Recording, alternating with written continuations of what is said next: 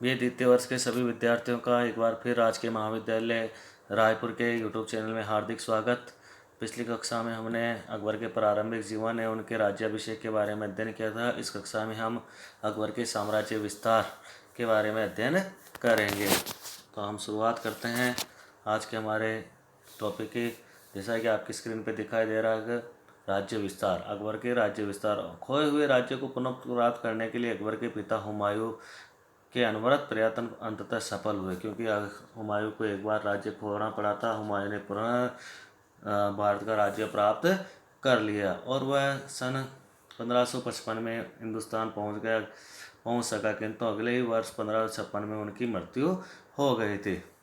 और गुरदासपुर के कलानौर नामक स्थान पर 13 वर्ष और कुछ माह के जो बालक था अकबर, उनका राज तिलक होता है। अकबर के संरक्षक बनते हैं बैराम खां, जिनका प्रभाव 1560 तक रहता है। 1560 तक जो अकबर की तरफ से जो शासन चलाते हैं वो बैराम खां चलाते हैं। तात्कालिक मुगल राज्य केवल काबुल से दिल्ली तक ही फैला हुआ था। इसके साथ ही अनेक समस्याएं सिर उठाए खड़ी थी। 1563 में शमसुद्दीन अतका खां जो अकबर का बहुत वफादार था,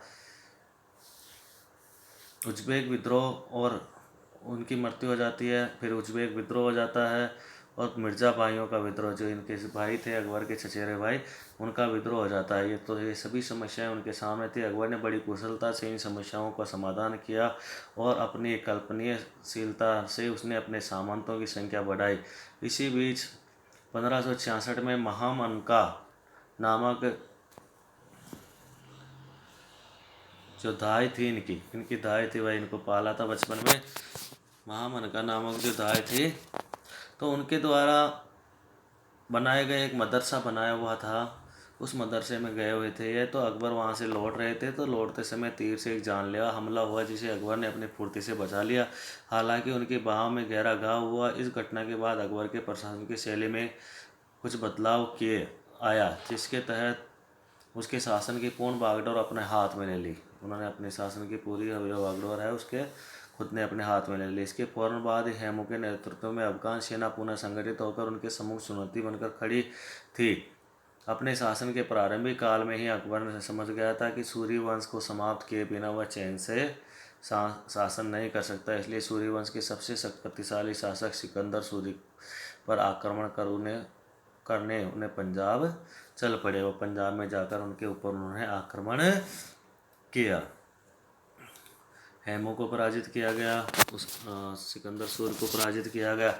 दिल्ली की सत्तावध। दिल्ली का शासन उसे मुगल सेनापति तारदिवेक खान को सौंप दिया। सिकंदर शाह सूर्य अकबर के लिए बहुत बड़ा प्रतिरोध साबित नहीं हुआ। कुछ प्रदेशों में तो अकबर के पहुंचने से पहले उसकी सेना पीछे हट जाती थी। अकबर की अनुपस्थिति में हेमू, जिन्हें विक्रमादित्य भी कहा जाता है, ने दिल्ली और आगरा पर आक्रमण कर दिया और 6 अक्टूबर 1556 में को हेमू ने स्वयं को भारत का महाराजा या सम्राट घोषित कर दिया। इसी के साथ दिल्ली में हिंदू राज्य की पुनः स्थापना हुई, परंतु यह अधिक समय तक नहीं रह पाया।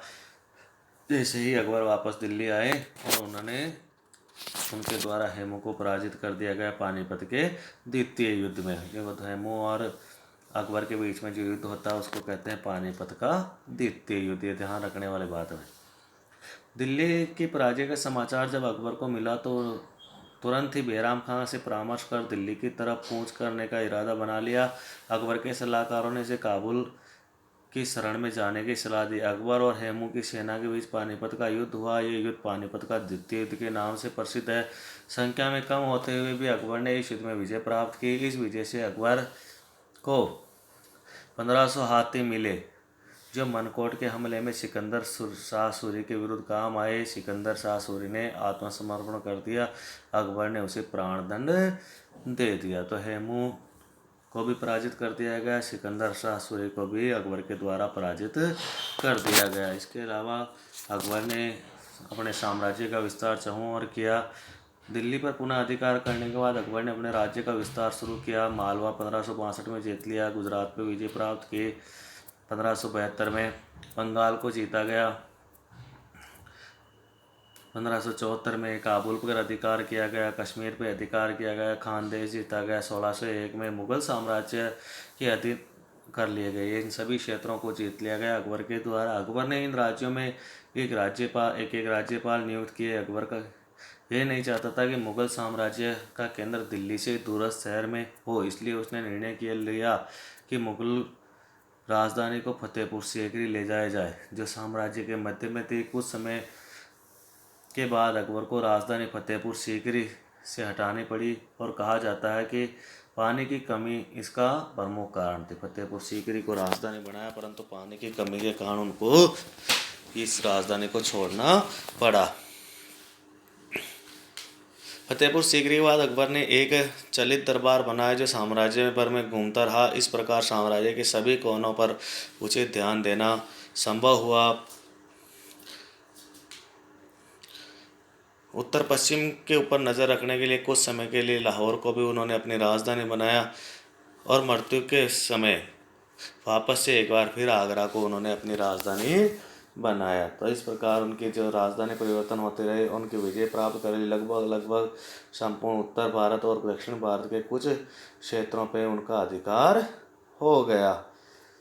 तो आज की क्लास हमारी यहीं संपन्न होती है। कल हम अकबर के प्रशासनिक का सुधार, फिर उनकी धार्मिक नीति के बारे में अध्ययन करेंगे।